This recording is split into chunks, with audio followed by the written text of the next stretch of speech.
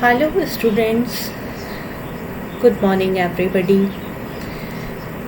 बच्चों, आज हम आपके लिए लेके आए हैं टैक्सोनॉमी पार्ट 3। टैक्सोनॉमी के जो फर्स्ट पार्ट था उसमें हमने जो उसका हिस्टोरिकल अकाउंट था क्लासिफिकेशन का वो उसको देखा, प्लस उसमें हमने आपको बताया था कि जो टोटल क्लासिफिकेशन आज तक आए हैं उनको हम 3 कैटेगरीज में डिवाइड कर सकते हैं। सबसे पहला आर्टिफिशियल सिस्टम ऑफ क्लासिफिकेशन, दूसरा natural system of classification and third one is phylogenetic system of classification. तो कल हमने जो आपको लेक्चर दिया था वो था आर्टिफिशियल सिस्टम ऑफ क्लासिफिकेशन का, जो था टैक्सोनॉमी पार्ट 2। आज पार्ट 3 हम लेके आए हैं आपके लिए, जिसमें नेचुरल सिस्टम ऑफ क्लासिफिकेशन हम डिस्कस करेंगे। ये हम लोग को ध्यान रखना पड़ेगा कि हम हमेशा जो प्रोसीडिंग्स आती हैं या एक के बाद एक सिस्टम्स प्रोपाउंड होते हैं, तो वो जो अपने प्रीवियस सिस्टम है उसका बेस लेके शुरू होते हैं, और लेकिन उसमें अपने अकॉर्डिंग चेंजेस करते जाते हैं और एक नई थ्योरी प्रोपाउंड करते हैं। तो Linnaeus was the last amongst artificial system of classification and provided a fragment of natural system of classification. Linnaeus ने जो अपना क्लासिफिकेशन दिया था वो आर्टिफिशियल सिस्टम ऑफ क्लासिफिकेशंस में लास्ट था, और उसके अंदर जो एक इनिशिएशन पॉइंट यानी कि एक छोटा सा फ्रेगमेंट था जो कि नेचुरल सिस्टम ऑफ क्लासिफिकेशन का इनिशिएशन करता था। तो उनके बाद Antoine Laurent de Jussieu in 1686 to 1758. He was a French botanist. His work was published in final form in Genera Plantarum 1789. He classified plants into 15 classes and 100 orders. He discarded Aristotelian theory. Means Aristotle ने सबसे पहले, आपको याद होगा मैंने आपको बताया था कि आर्टिफिशियल सिस्टम ऑफ क्लासिफिकेशन की शुरुआत अरिस्टो ने की थी, यानी अरिस्टोटल ने की थी, और इन्होंने उसकी थ्योरी को टोटली डिस्कार्ड कर दिया। He took following points in consideration: the position of stamens in relation to ovary, the number of cotyledons, the presence or absence of petals, the position of petals and stamens। इतने सारे जो base थे इन्होंने लिए, यानी कि पहला था उनका स्टेमेंस का, ओवरी के रिलेशन में कहाँ पर उसका अरेंजमेंट है, फिर दूसरा था कि उसके सीड में कितने कॉटिलेडन्स हैं, फिर उसके बाद था कि प्रेजेंस है और एब्सेंस ऑफ पेटल्स, यानी पेटल्स उसमें पंखुड़ियाँ जो होती हैं फ्लावर की वो प्रेजेंट है और एब्सेंट है, और the position of petals and stamens, stamens की जो पोजीशन और पेटल्स की एक दूसरे के रिलेशन में कैसी है, तो उसके अरेंजमेंट पे भी इन्होंने ध्यान दिया था। Augustin Pyramus de Candolle, Pyramus de Candolle, ये एक्चुअली बच्चों ये सारे जो नाम हैं ये दूसरी लैंग्वेजेस से हैं, तो इसलिए उनका प्रोनाउंसिएशन भी थोड़ा सा डिफरेंट होता है और बेसिकली हम लोग के लिए थोड़ा सा टफ होता है। तो ऑगस्टिन पायरेम डी कैंडोल 1778 से 1841 तक रहे। He was a French botanist. He published his work in theorie elementaire de la botanique in 1813. He set the principles of natural system of classification and then developed a morphological approach to classification. सबसे पहले इन्होंने उसके basic concepts लिए और उन basic concepts के बाद जो है ये डिसाइड किया कि उनकी मॉर्फोलॉजी को उसके साथ कैसे टीम अप करके हम क्लासिफिकेशन में अप्लाई कर सकते हैं। Next, D. Candolle system was similar to D. Jesu but improved in many ways, particularly in treatment of dicotyledons. He classified dicots into 2 groups on the basis of presence or absence of petals. If the petals present, further divided on the basis of free or fused petals. If petals are absent, further divided on the basis of position of ovary. ये इनका classification था। इन्होंने Plantae को 2 classes में divide किया। ये एक था वेस्कुलेयर्स एंड दूसरा था सेल्यूलेयर्स। वेस्कुलेयर्स प्लांट्स जो थे उनका वेस्कुलर बंडल्स और कोटिलेडन्स के ऊपर डिपेंडेंट था। ये इनके अंदर वेस्कुलर बंडल्स भी थे और कोटिलेडन्स कितने थे उसके अकॉर्डिंग इन्होंने इसको क्लासिफाई किया था। और इसको फिर इन्होंने दो क्लासेस में डिवाइड किया, एक्सोजिनी एंड एंडोजिनी। तो एक्सोजिनी का मतलब था डाइकोटिलिडनी और इसमें वेस्कुलर बंडल्स रिंग में अरेंज होते थे, जो कि हम आज भी कॉन्सेप्ट्स फॉलो करते हैं। ये बहुत सारे कॉन्सेप्ट्स हैं जो पुराने समय से अभी तक परसिस्ट कर रहे हैं। तो vascular bundles are arranged in a ring and cotyledons were two, जबकि एंडोजिनी में मोनोकोटिलेडन होता था और वेस्कुलर बंडल्स आप आज भी जानते हैं कि वेस्कुलर बंडल्स जो मोनोकॉट्स हैं उसमें स्कैटर्ड पाए जाते हैं। तो ये कॉन्सेप्ट इन्होंने ही दिया था। Vascular bundles were scattered and cotyledons were one. अब इन्होंने इसके क्लासेस के बाद एक्सोजिनी को दो फर्दर क्लासेस में डिवाइड किया, ऑर्डर्स में डिवाइड किया, डिप्लोक्लैमाइडी एंड मोनोक्लैमाइडी। डिप्लोक्लैमाइडी का मतलब था two whorls of perianth. Perianth जो वर्ड यूज किया जाता है वो फ्लावर के आउटर वॉल्स को कंपाउंडली हम लोग उसको उसमें यूज करते हैं, मतलब उसमें सेपल्स और पेटल्स दोनों ही आ जाते हैं। तो डिप्लोक्लैमाइडी was having two whorls of perianth, calyx and corolla, both were present. फिर उसको डिप्लोक्लैमाइडी को इन्होंने क्लासेस में थ्री फैमिलीज में डिवाइड किया, थैलेमीफ्लोरी, कैलाइसीफ्लोरी एंड कोरोलीफ्लोरी। थैलेमीफ्लोरी में पॉलीपेटलस कंडीशन थी एंड हाइपोगाइनस। बच्चों पॉलीपेटलस का मतलब होता है सारे पेटल्स फ्री होते हैं। गैमोपेटलस का मतलब होता है कि सारे पेटल्स फ्यूज्ड होते हैं। हाइपोगाइनस, हाइपो मीन्स नीचे, गाइनस मीन्स गाइनीशियम के। अगर गाइनीशियम के नीचे से सारे फ्लोरल पार्ट्स निकलते हैं तो हम उसको हाइपोगाइनस कंडीशन कहते हैं। अगर फ्लावर के ऊपर से ओवरी के ऊपर से फ्लावर के सारे पार्ट्स निकलते हैं तो हम उसको एपीगाइनस बोलते हैं, मतलब गाइनीशियम के ऊपर से। एपी यानी ऊपर, गाइनस मीन्स गाइनीशियम के। तो एपीगाइनस मीन्स गाइनीशियम के ऊपर से सारे फ्लोरल पार्ट्स निकल रहे हैं। फिर एक होता है पेरीगाइनस। पेरीगाइनस मीन्स गाइनीशियम की पेरीफेरी से सारे फ्लोरल पार्ट्स यानी उसके चारों तरफ पेरीफेरी पर अरेंज होते हैं। तो बच्चों इनके लिए हम एक सेपरेट लेक्चर आपको देंगे जिसमें कि different type of arrangement of floral parts को डिस्कस करेंगे। लेकिन फिलहाल अभी क्लासिफिकेशन के लिए हमारे लिए ये टर्म्स जानना ब्रीफ में ज़रूरी है, इसलिए मैंने आपको इतना ब्रीफ कर दिया। तो थैलेमीफ्लोरी में पॉलीपेटलस कंडीशन थी, यानी कि सारे पेटल्स सेपरेट थे, फ्यूज्ड नहीं थे, और हाइपोगाइनस कंडीशन थी। हाइपो मीन्स नीचे, गाइनस मीन्स गाइनीशियम के सारे फ्लोरल पार्ट्स निकलते थे। दूसरा कैलाइसीफ्लोरी। कैलाइसीफ्लोरी में पेरीगाइनस और एपीगाइनस कंडीशन होती थी, यानी कि एपीगाइनस माने गाइनीशियम के ऊपर से, या पेरीगाइनस उसके पेरीफेरी से सारे फ्लोरल पार्ट्स निकलते थे। और तीसरा था कोरोलीफ्लोरी।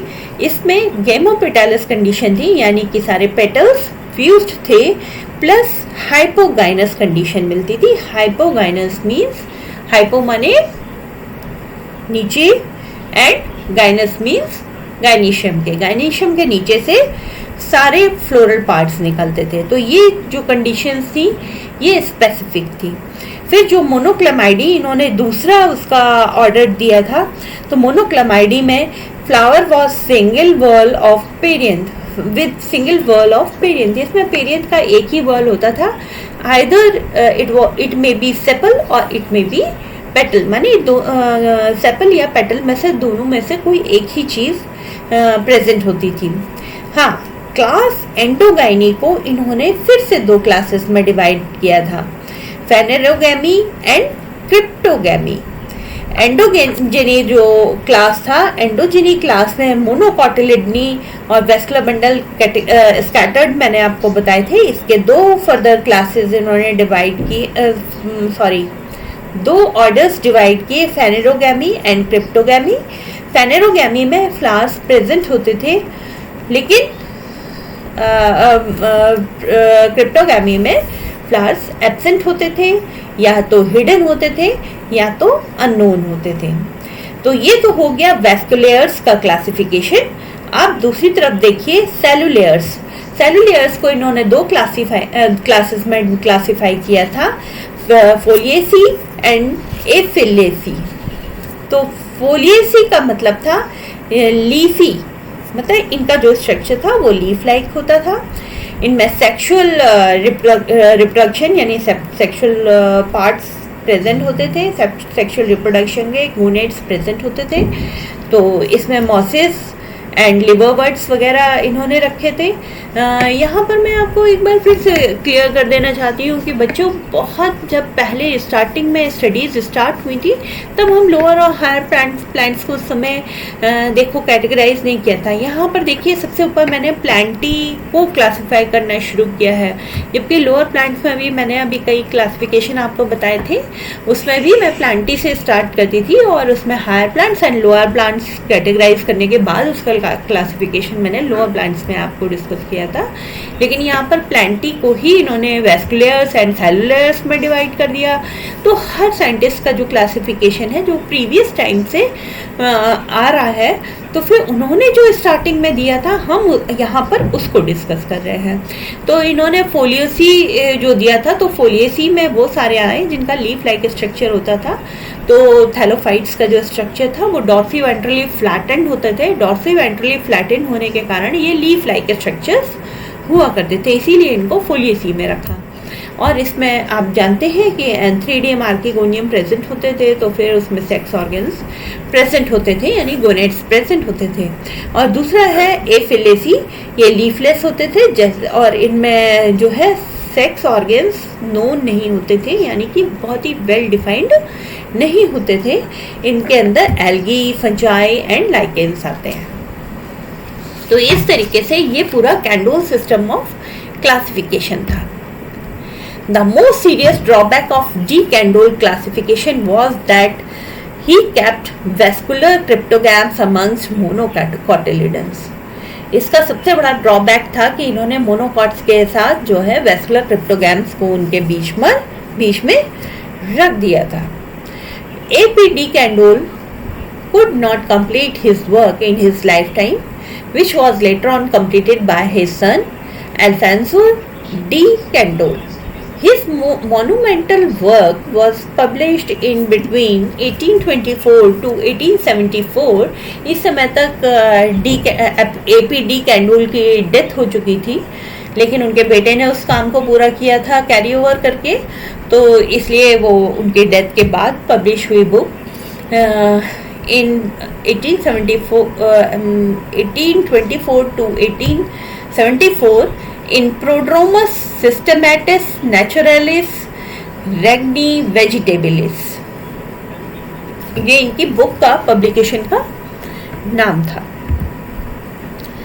अब आ गया Bentham and Hooker system of classification. Bentham and Hooker system of classification बहुत पॉपुलर हुआ, जो कि दिया था जॉर्ज बेंथम 1800 to 1884 और Joseph Dalton Hooker 1817 to 1911, two British botanists who were associated with Royal Botanic Garden, Kew, United Kingdom। Q United kingdom में एक royal botanical garden है। इस रॉयल बोटानिक गार्डन में काम करने वाले दो ब्रिटिश बॉटनिस्ट थे ये दोनों, और इन दोनों ने जो काम किया था वो एक साथ किया था।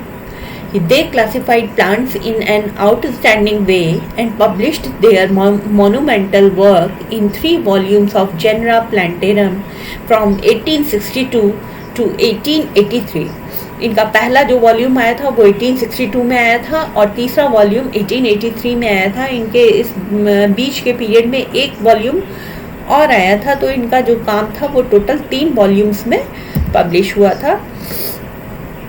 They classified approximately 1 lakh species in 5 groups, 200 orders, 7,500 genera, 97 to 105 species, मतलब लगभग 1 लाख स्पीशीज को इन्होंने कैटेगराइज किया था। ये मैंने नीचे इसका कैटेगराइजेशन दिया है। देखिए इसमें 5 ग्रुप्स इन्होंने बनाए। 5 ग्रुप्स में पॉलीपेटाली, गैमोपेटाली, मोनोक्लामाइडी, जिम्नोस्पर्म्स एंड मोनोकोटिलिडन्स, ये 5 ग्रुप्स बनाए थे, जिसमें से फर्स्ट, सेकंड और थर्ड जो ग्रुप्स थे, पॉलीपेटाली, गैमोपेटाली एंड मोनोक्लामाइडी, ये तीनों के तीनों डाइकोटिलिडन्स के ग्रुप थे। फिर उसके बाद इन्होंने बीच में एंजियोस्पर्म्स को रखा। एंजियोस्पर्म से इस समय यहाँ पर इस क्लासिफिकेशन में कोई भी लेना देना नहीं है, क्योंकि यहाँ पर हम एंजियोस्पर्मिक प्लांट्स का क्लासिफिकेशन देख रहे हैं, तो हम इसको यहाँ पर स्टडी नहीं करेंगे। फिर उसके बाद मोनोकोटिलिडन्स इनकी तीसरी कैटेगरी थी, यानी 1, 2, 3 मिलाकर हो गया डाइकोटिलिडन्स, और नंबर 5 हो गया मोनोकोटिलिडन्स। हम इनका क्लासिफिकेशन यहाँ पर स्टडी करेंगे। डाइकोटिलिडन्स को इन्होंने 3 क्लासेस में डिवाइड किया, पॉलीपेटाली, गैमोपेटाली एंड मोनोक्लामाइडी, और इसको फिर फर्दर ऑर्डर्स में डिवाइड किया। पॉलीपेटाली में 3 ऑर्डर्स इन्होंने बताए, थैलेमेफ्लोरी, डिसिफ्लोरी एंड कैलाइसिफ्लोरी। ये इनके 3 ऑर्डर्स थे। इन्होंने सीरीज थी। इन सीरीज को इन्होंने क्लासिफाई किया और इनके बाद इनके फर्दर ऑर्डर्स क्लासिफाई किए। तो थैलेमेफ्लोरी का जो कैरेक्टर इन्होंने लिया, उसके according petals and stamens were hypogynous, and इसमें 6 ऑर्डर्स इन्होंने रखे। इन ऑर्डर्स को इन्होंने क्या कहा, कोहर्ट्स, COHARTS, कोहर्ट्स बोला। और ये थे रेनेल्स, पैराइटेल्स, पॉलीगोनिएसी, कैरियोफिलेसी, गटीफिरेल्स एंड मालवेल्स। उसके बाद इन्होंने जो सेकंड पार्ट था डिसिफ्लोरी, सेकंड जो इनकी सीरीज थी वो थी डिसिफ्लोरी। डिसिफ्लोरी में इन्होंने 4 ऑर्डर्स डिस्क्राइब किए, जिरानियल्स, ओलेकेल्स, सिलेस्ट्रेल्स एंड सेपिडियल्स। और इन्होंने डिसिफ्लोरी का जो कैरेक्टर था, जैसा कि नाम उसका बता रहा है कि इसमें डिस्क लाइक स्ट्रक्चर्स पाया जाता था, petals and stamens were hypogynous and nectariferous disc was present around the base of ovary.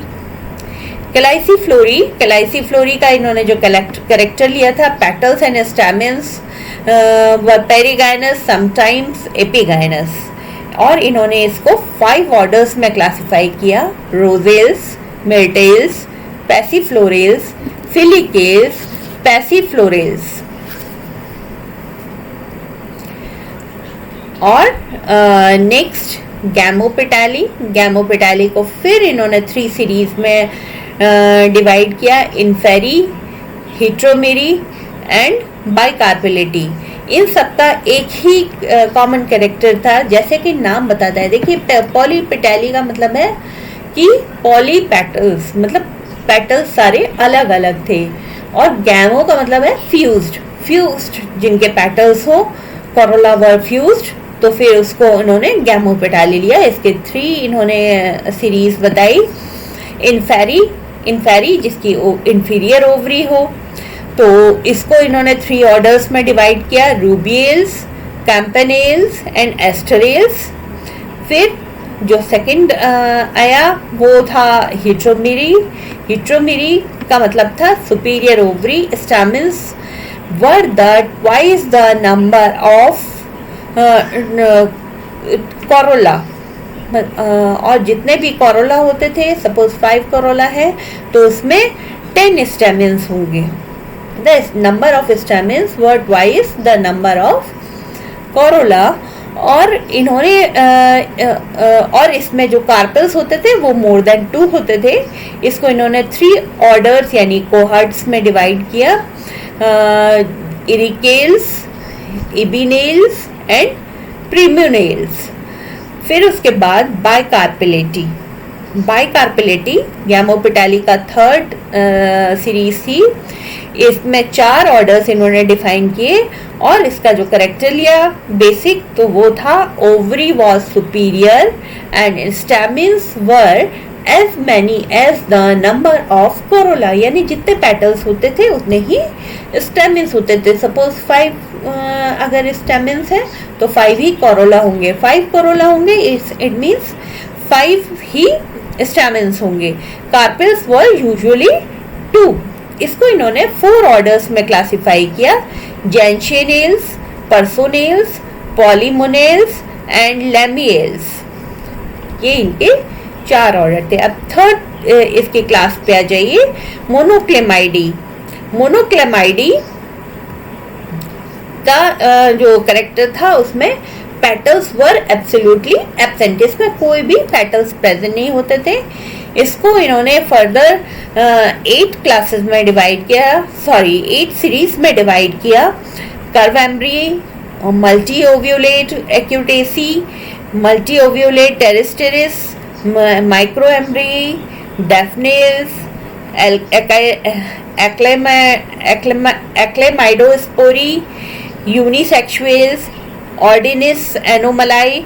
ये इनके 8 इन्होंने सीरीज में इसको क्लासिफाई किया और इसके फर्दर कोई भी ऑर्डर्स आगे क्लासिफाई नहीं थे। कर्व एम्ब्रियो का करेक्टर था कि embryo was curved round the endosperm.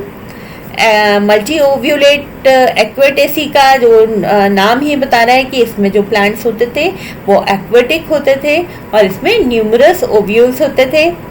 Multi ovulate टेरेस्टेरिस का मतलब था कि प्लांट्स टेरेस्टेरियल होते थे और उसमें न्यूमरस ओव्यूल्स होते थे। माइक्रो एम्ब्री का मतलब होता था कि इसमें स्मॉल एम्ब्रियो होता था, ओपियस एम्ब्रियो बोलते थे जिसको। फिर डेफनेल्स में ovary with 1 carpel and single ovule होता था। एक्लेमाइडोस्पोरी, इसमें ओवरी यूजुअली इंफीरियर होती थी, यूनिलॉक्यूलर होती थी और जिसमें 1 to 3 ओव्यूल्स होते थे। यूनिसेक्सुअल्स का मतलब कि फ्लावर्स वर यूनिसेक्सुअल। ऑर्डिनिस एनोमलाई मीन्स इस क्लास के जो मेंबर्स होते थे, इस सीरीज के जो मेंबर्स होते थे, उनके जो अंदर था वो कोई ना कोई बहुत ही एबनॉर्मल फीचर होता था। इसी वजह से हमने इसको बेंथम एंड हुकर ने इसको ऑर्डिनिस एनोमलाई में कैटेगराइज किया था। फिर उसके बाद आई जो सेकेंड क्लास थी जिम्नोस्पर्मी। तो जिम्नोस्पर्मी इसमें हम कोई भी अभी यहाँ पर डिस्कस नहीं करेंगे क्योंकि हमारे सिलेबस में ये नहीं है। यहाँ पर हम लोग सिर्फ एंजियोस्पर्म्स का क्लासिफिकेशन डिस्कस करेंगे। Third was मोनोकोटिलिडन्स। मोनोकोटिलिडन्स को इन्होंने फर्दर 7 सीरीज में क्लासिफाई किया। माइक्रोस्पर्मी, एपिगाइनी, कोरोनरी, कैलाइसिनी, न्यूडीफ्लोरी, एपोकार्पी एंड ग्लूमीसी। ये जो इसके 7 सीरीज थी, इनके बस इन्होंने कैरेक्टर्स दिए। फर्दर इसमें कोई भी ऑर्डर्स का क्लासिफिकेशन नहीं था, यानी कि कोई भी कोहार्ट्स नहीं थे। यहाँ पर माइक्रोस्पर्मी का जो कैरेक्टर था वो है ovary was inferior and seeds were very small. Epigynae का मतलब ovary inferior with large seeds. Coronarieae का मतलब था perianth petaloid, ovary superior. Calycinae का फीचर था perianth was sepaloid. Sepaloid and petaloid क्या होता है? सेपेलॉइड का मतलब है पेटल्स नॉर्मली कैसे होते हैं? कलरफुल, लेकिन सेपल्स हमेशा ग्रीन होते हैं। सेपेलॉइड पेटल्स का मतलब हुआ सेपल जैसे पेटल्स, यानी सेपल जो ग्रीन होते हैं तो पेटल्स भी उन्हीं की तरह ग्रीन अगर हो जाएं तो हम उनको सेपेलॉइड पेटल्स कहते हैं। वहीं पर अगर सेपल्स नॉर्मली ग्रीन होते हैं और वो कलरफुल हो जाएं पेटल्स की तरह तो हम उनको पेटलॉइड सेपल्स कहेंगे। जो बाद में नाम आता है बेसिकली ये होता तो वही है, जैसे पेटलॉइड सेपल, यानी सेपल ही हैं पर वो हो गए हैं पेटल जैसे, means colourful. Next nudiflorae. Nudiflorae में perianth was lacking and ovary was superior.